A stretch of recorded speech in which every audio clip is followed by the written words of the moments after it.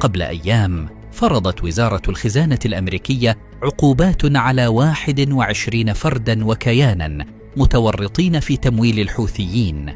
المفاجأة لم تكن في العدد ولا في حجم الشبكة، بل في المكان الذي تدار منه هذه الكيانات. بالطبع تدار من الإمارات. ماذا اكتشفت واشنطن؟ وكيف تحولت الإمارات لبيئة مثالية لتمويل الإرهاب؟ وما طبيعة عمل تلك الشبكات؟ لفهم حجم الفضيحة نبدأ من شركة واحدة تشكل العمود الفقري للشبكة المالية الحوثية، جنة الأنهار للتجارة العامة المسجلة في الإمارات. وصفتها الخزانة الأمريكية بأنها غرفة المقاصة لحوالات السوق السوداء، تربط التجار في صنعاء بقنوات مالية في الإمارات لشراء السلع المهربة والأسلحة من الصين ودول أخرى. المفارقة أن جنة الأنهار كانت تعرف سابقاً باسم أبو سمبل للتجارة العامة قبل تصنيفها عام 2024، ومن ثم غيرت جلدها واستبدلت اسمها، وببساطة استمرت في نفس نشاطها دون أي عائق. ليست حالة فردية أبداً، بل نموذج متكرر لشركات إماراتية كثيرة تعتاش على القوانين الرخوة والتسيب والتساهل المقصود. الآلية بسيطة: يسجلون شركتهم تحت بند تجارة عامة، وهم في الأصل لا يمتلكون أي نشاط فعلي، وفي الجوار يوقعون عقوداً وهمية ويمررون فواتير وشحنات فقط على الورق، وهذا ما يسمونه شركة الواجهة. ومن ثم يصبح بإمكان هذه الشركة قانونياً تحويل الملايين دون إثارة شبهات فورية. شركة نيو أوشن ومقرها الإمارات جاءت هي الأخرى على لائحة العقوبات الأمريكية، إذ قدمت دعماً لوجستياً للحوثيين باستيراد معدات اتصالات وأنظمة طاقة. والأخطر أنها نسقت شحنات وقود كاملة بين الإمارات وميناء رأس عيسى الذي يسيطر عليه الحوثيون، لكن النفط هو الكنز الحقيقي في هذه المعادلة المعقدة. إيران تبيع النفط للحوثيين مع شحنة مجانية شهرية، والحوثيون يبيعونه عبر شبكة معقدة من الشركات الوهمية تمر كلها بالإمارات، والنتيجة أكثر من $2 سنويا يجنيها الحوثيون من بيع النفط.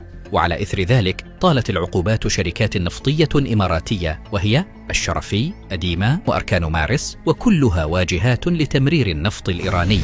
وراء هذه الشركات رجل واحد، هو زيد علي الشرفي، يملك بلاك دايموند والشرفي أويل، وقد استورد وصدر النفط للحوثيين، إذ يملك سفنا نقلت لهم النفط. والأهم أنه استخدم قنوات مالية في الإمارات للالتفاف على العقوبات السابقة. كان معاقباً منذ سنوات، لكنه واصل العمل من الإمارات براحة تامة دون أي مساءلة. حين تضيق القنوات المصرفية التقليدية، تنتقل الشبكات للحوالات غير الرسمية، يجمعون الأموال من بيع النفط نقدياً، ثم يجري تسليمها لوسيط يرسل مقابلها تحويلات بنكية في دولة أخرى. شركة الرضوان للصرافة وصفت بالخزنة المالية لشراء السلاح، وهي بالطبع تعمل خارج النظام المصرفي الرسمي. من ضمن ما كشفته الخزانة الأمريكية أن الحوثيين يستخدمون بورصة الإمارات في أنشطتهم المشبوهة. الإيراني سعيد الجمل مرتبط بجنة الأنهار، يدير جزءاً من الشبكة المالية التي تربط إيران بالحوثيين عبر واجهات إماراتية. هذا التشابك ليس صدفة، بل منظومة متكاملة صممت بعناية للالتفاف على العقوبات. لكن المال وحده لا يكفي، الحوثيون يحتاجون للأسلحة، لذلك أسسوا شركتي طيران براش وسما بمساعدة رجال أعمال موالين، هدفها المعلن مدني لكن الحقيقي عسكري. وثقت رويترز 170 رحلة جوية لشرق تشاد، نصفها لشركات اتهمتها الأمم المتحدة سابقاً بنقل أسلحة إماراتية لحفتر. نفس الشركات تكرر نفس الأسلوب. المسار: طائرات من الإمارات محملة بمساعدات إنسانية ظاهرياً تهبط في مطار أم جراس بتشاد، ثم تعبر الشحنات البر للسودان ومنها للحوثيين، وهو ما يتطابق مع تقرير أممي سري كشف عن أسلحة ومكونات ومحركات مركبات نمر عجبان المدرعة إماراتية الصنع عثر عليها في مواقع الحوثيين.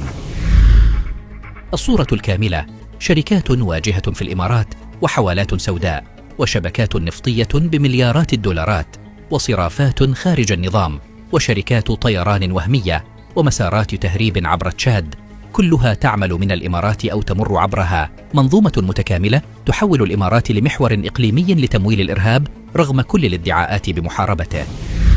وضعت مجموعة العمل المالي FATF الإمارات على القائمة الرمادية بين 2022 و2024 بسبب ضعف الرقابة على المناطق الحرة وغسيل الأموال.